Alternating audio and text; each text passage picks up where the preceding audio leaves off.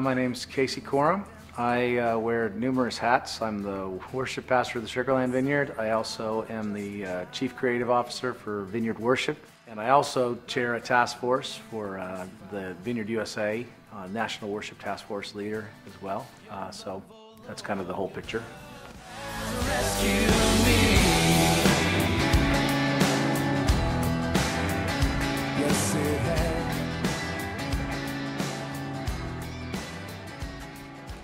It's been a lot of fun. It's been actually very relaxed. We had 14 songs to get through. The first night of recording was, you're always nervous that no one's going to come and sing, It was great. People were ready to sing. When we do live recordings like this, it's not exactly like a night of worship.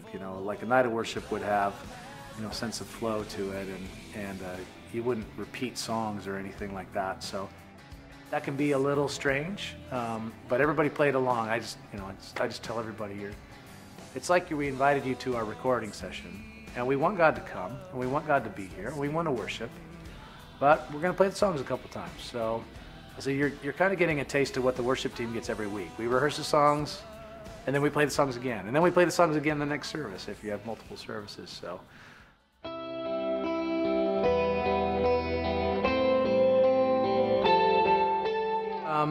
Tori's from the Columbus Vineyard, Columbus, Ohio, and part of my role with Vineyard USA and Vineyard Worship allows me to kind of travel around the country, kind of visiting different vineyards. Well, my name is Tori Baker, and I met Casey at Vineyard Columbus.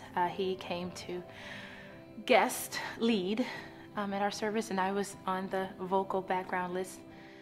And I was immediately struck by her talent and just the worshipful spirit that she has. And when this project came up, and just knowing kind of how I write and how these songs were sort of coming together, leaning more just a touch gospel, that kind of blues gospel sort of thing, I thought I need to get Tori down.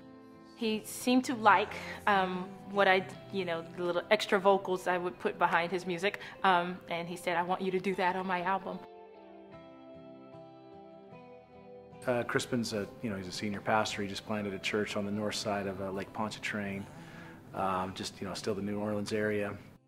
Again, I'm a sucker for the, that kind of like smoky, bluesy, gospel vocal, and so I think I got a demo from him. I'm like, who is this guy? We kind of started off with this song, Peace, that Casey wrote, which it's one of those songs that was just really meaningful to me. It just feels, it seemed like musically we connected with what the words were saying, and it's one of those songs, if we played it much longer, I'd probably just get so peaceful I'd fall over. In a lot of respects, the language piece is maybe one of the most personal songs I've ever written. It's just this, this cry for God to, bring peace, and it's emotional, and invade, that moment where everything seems like it's, kind of storms and crashing down, and it's very simply saying, peace, your peace, so sweet, my burden's at your feet,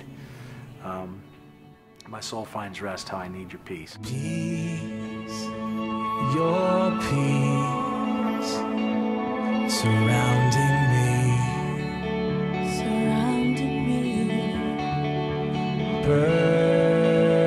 perfect rest envelops me.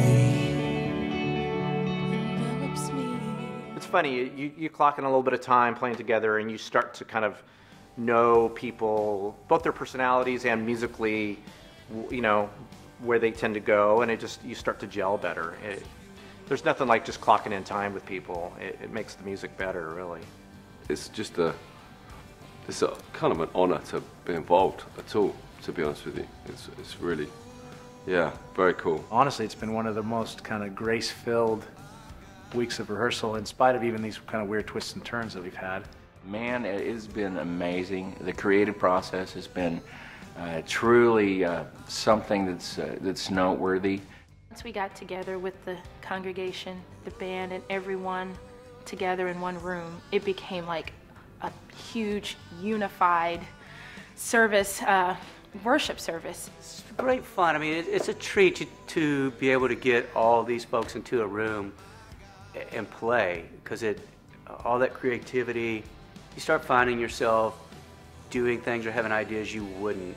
You know, it comes down to the songs, doesn't it? And I really believe in these songs, you know. I just think they're very powerful worship songs. Evangelism will cease, pastoring will cease, all of these different ministries will cease, but worship will not. You know, we arrange the songs, we try to be, you know, inspired and creative, but at the end of the day, we want to relax and let God fill us and let God fill the music and fill the time. And that was really what happened. There was a real powerful sense of the Lord's presence here last night, and I thought it was great. I'm very pleased.